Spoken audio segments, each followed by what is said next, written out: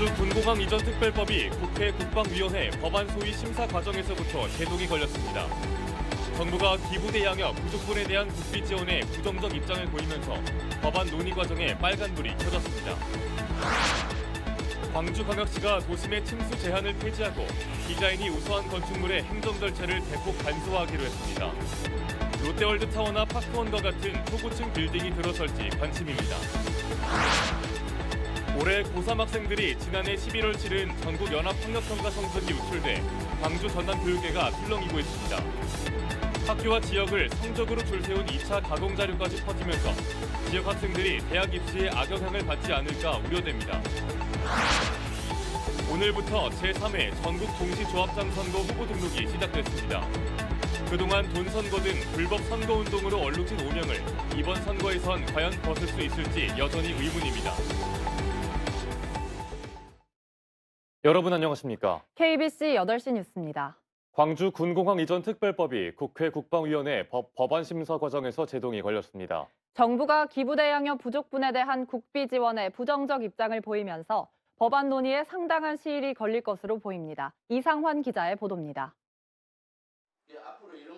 송갑석 더불어민주당 의원이 발의한 광주 군공항 이전 특별법의 핵심은 이전 비용에 대한 국고 지원입니다. 특별법에 양여 재산을 초과하는 비용이 발생할 경우 국방부 장관이 부담한다는 조항이 있는데 기획재정부와 국방부 모두 해당 조항에 부정적입니다. 국회 국방위원회 법안 심사 과정에서 이 조항을 국비 지원을 할 수 있다로 수정하는 한 발 물러선 대안이 논의될 것으로 예상됩니다. 몇 가지 쟁점이 되는 사항에 대해서 부처 간에 또 광주시와 또 대구시 간에 서로 논의를 해서 그런 것들이 좁히는 작업이 진행될 것 같고요. 종전부지 개발 사업에 대한 예비 타당성 조사 면제도 법안 심사의 쟁점입니다. 특별법에는 종전부지 개발 사업 시행자에게 예타 조사 면제 등의 특례를 줄 수 있다는 내용이 있지만 기재부가 법안 심사 소위에서 반대한 것으로 알려졌습니다. 국비 지원과 예타 면제 등 특별법 핵심 내용에 제동이 걸리면서 2월 임시국회 통과는 사실상 불가능해졌습니다. 이렇게 하면 듣는 것을 내고 이제 용어 정리를 좀 해서 다음에 이때 이제 본격적으로 심사를 하는 걸로 그렇게 좀 추진될 것 같습니다. 쌍둥이 법안으로 불리는 광주 군공항 특별법과 대구 경북 신공항 특별법이 모두 상임위 소위에서부터 제동이 걸리면서 법안 처리 과정에 빨간불이 켜졌습니다. KBC 이상환입니다. 광주광역시의 스카이라인이 바뀝니다. 올해 하반기부터 건축물 층수 제한을 폐지하겠다는 계획인데요. 광주에도 롯데월드타워나 파크원 같은 초고층 빌딩이 들어설지 관심입니다. 정의진 기자입니다. 우리나라에서 가장 높은 건물인 잠실 롯데월드타워. 높이만 550m가 넘습니다. 지난 2020년에 완공된 여의도 파크원, 부산 LCT에 이어 전국에서 세 번째로 높습니다. 건물 이름만 들어도 바로 상기될 만큼 랜드마크 역할을 톡톡히 해내고 있습니다. 광주시가 스카이라인을 바꿔 광주만의 랜드마크를 만들겠다는 계획을 내놨습니다. 올해 하반기부터 상업지역 40층, 주거지역 30층 층수 제한을 폐지하겠다는 설명입니다. 지난 2021년 7월 민선 7기 당시 고시한 건축물 높이관리 원칙이 시행된 지 2년 만입니다. 획일적 높이 규제를 적용하여 창의적인 도시경관과 랜드마크 건축물 건립이 저해되어 온 것이 현실이었습니다. 따라서 우리 시는 창의적 도시건축물 디자인 향상 제도를 시행해 가겠습니다. 대신 지역과 권역별 특성에 맞게 스카이라인을 차등적으로 조정하겠다고 밝혔습니다. 도심 공원이나 녹지는 확대해 바람길을 만들고 주요 관문에는 랜드마크 건물과 역동적인 스카이라인을 조성하겠다는 설명입니다. 중점 경관관리구역도 확대합니다. 무등산과 국립아시아문화전당, 영산강, 광주 송정역 등 기존 4곳에서 광주역과 광천동 일원, 백운광장 등 3곳을 추가했습니다. 이 구역에 대해선 경관에 가장 초점을 두고 특색 있게 조성하겠다는 계획입니다. 공동주택에 의무적으로 수립하는 지구 단위 계획 기준도 개정합니다. 용적률을 기존의 일괄 적용 방식에서 차등 적용 방식으로 변경해 사업자가 디자인에 초점을 두도록 하겠다는 방침입니다. 노잼도시라는 오명을 벗어나기 위한 민선 8기 광주시의 노력이 다각화하고 있습니다. KBC 정의진입니다. 광주 도심의 층수 제한을 폐지하고 디자인이 우수한 건축물의 행정 절차를 대폭 간소화하기로 한 첫 혜택을 어떤 건축물이 받게 될지 관심이 쏠리고 있는데요. 첫 사례는 복합 쇼핑몰과 아파트 등을 조성할 예정인 광주 임동 옛 전방 일신방직 공장 부지가 될 것이란 전망이 유력합니다. 이형길 기자입니다. 행정 절차를 빠르게 진행하기 위해 광주시는 건축심의, 경관심의, 교통영향평가, 개발행위 허가심의를 하나로 합친 통합심의제도를 운영키로 했습니다. 이 제도가 시행되면 통상 10개월 걸리는 심의 절차가 6개월로 단축될 것으로 전망됩니다. 통합심의 대상은 디자인이 우수한 건축물입니다.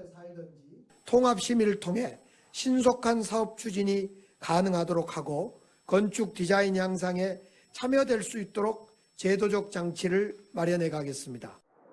통합심의 대상에 올리려는 사업자는 광주시와 사전 협상을 통해 디자인과 층수 등을 결정해야 합니다. 시행 시기는 오는 4월로 첫 대상은 이미 사전 협상을 진행하고 있는 옛 전방 일신방직 부지가 유력합니다. 광주시는 전방 일신방직 부지의 디자인 등 마스터 플랜을 다음 달 20일 마무리하고 오는 7월까지 사업자 측과 도시계획 변경 사전 협상을 끝낼 예정입니다. 전남방지, 신방지 시장님께서 말씀 주셨는데 사전 협상 제도에 의해서 추가 사업이 개발이 준비 중에 있고요. 층수 제한 해제와 행정 절차 간소화로 앞으로 광주시의 협상력과 심의 과정의 중요성이 더욱 커졌습니다. KBC 이영길입니다. 올해 고3 학생들이 지난해 11월 치른 전국 연합 학력평가 성적이 유출돼 지역 교육계까지 파문이 일고 있습니다. 학교와 지역을 성적으로 줄 세운 2차 가공 자료까지 퍼지고 있다 보니 지역 학생과 학부모들이 술렁이고 있습니다. 고우리 기자입니다. 암호화 메신저 앱 텔레그램의 한 단체 대화방에 올라온 파일입니다. 지난해 11월 전국 연합학력평가에 응시한 당시 고2 학생들의 이름과 과목별 점수는 물론 학급과 학교 석차까지 나와 있습니다. 지역 학생들 사이에서는 광주 56개, 전남 95개 학교를 성적별로 줄 세운 자료도 급속히 퍼지고 있습니다. 학교 성적이 쭉 적혀서 들고 있으니까 친구들끼리 학교에 비해서 우리 학교 성적은 이 정도구나 하고 이야기를 하고 있었어요. 유출 사흘 만에 학교 지역을 성적순으로 나열하는 등 부작용이 나타나는 상황. 일부 학교와 학원에서는 유출된 자료를 홍보에 이용하려는 움직임도 있는 것으로 알려졌습니다. 개인 어떤 목적을 위해서 학원이나 어른들의 어떤 목적을 위해서 이용되는 거는 되게 옳지 않다고 생각을 해요. 특히 유출된 자료가 올해 고3이 된 학생들의 성적이다 보니 대학 입시에 부정적인 영향을 미치진 않을까 하는 우려도 나옵니다. 단순히 이제 학교를 서열하는 문제가 아니라 실은 그 지역을 또 평가하는 기준이 돼버린 것도 문제가 되잖아요. 광주 전남교육청은 유출 피해를 입은 다른 교육청들과 함께 공동 대응에 나서기로 했습니다. KBC 고울입니다. 오늘부터 제3회 전국동시 조합장 선거 후보 등록이 시작됐습니다. 조합장 선거는 이른바 돈 선거 등 불법 선거운동으로 얼룩지곤 했는데요. 자정 노력을 강조하고 있지만 이번 선거에서도 벌써부터 불법 선거운동이 잇따라 적발되고 있습니다. 정경원 기자입니다. 거위가 쪼아대는데도 조합원 자택에 빵과 현금 50만 원을 들고 들어가는 조합장 입후보자 측근. 또 다른 조합 선거에 나서는 입후보 예정자는 마트에서 술을 마시고 있던 조합원에게 다가가 현금 5만 원을 꺼내 건넵니다. 제3회 전국 동시 조합장 선거를 앞두고 벌써부터 조합원에게 금품을 전달하거나 사전 선거운동을 하는 등의 위법 행위가 광주 전남 선관위에 잇따라 적발됐습니다. 광주 전남에서는 등록 전날까지 27건이 적발돼 고발이나 경고 등의 조치를 받았습니다. 100건 넘게 적발됐던 지난 1회와 2회 선거에 비해 적발 건수는 적지만 아직 본격적인 선거운동이 시작되지도 않은 점을 감안하면 이번 선거 역시 돈 선거의 오명을 벗지는 못할 것으로 보입니다. 경찰 역시 벌써 26건에 대해 수사를 진행하고 있습니다. 선관위는 조합장 선거의 돈 선거 악습을 끊기 위해 단속 체계를 강화하기로 했습니다. 돈 선거가 우려되는 조합은 특별 권리 조합으로 지정하여 관리하고 선거 막바지인 3월 1일부터 조합 선거일까지는 돈 선거 특별 단속 기간으로 지정해서 마지막까지 단속 활동을 강화할 예정입니다. 광주 전남에서는 200개 조합이 내일까지 조합장 후보 등록을 받습니다. 선거운동은 오는 23일부터 13일간 진행되며 투표는 다음 달 8일 실시됩니다. KBC 정병원입니다. 타워크레인 노조의 원래비를 놓고 정부와 법원의 해석이 엇갈려 논란이 일고 있습니다. 광주 고등법원 민사 1-3부는 모 건설사가 타워크레인 기사 16명을 상대로 낸 부당이익금 청구 소송 항소심을 기각하면서 철근 콘크리트 업체의 원래비 지급은 수십 년간 지속된 관행으로 사실상 근로의 대가인 임금 성격을 가지게 됐다며 불법성을 인정하지 않는다는 취지의 판결을 내렸습니다.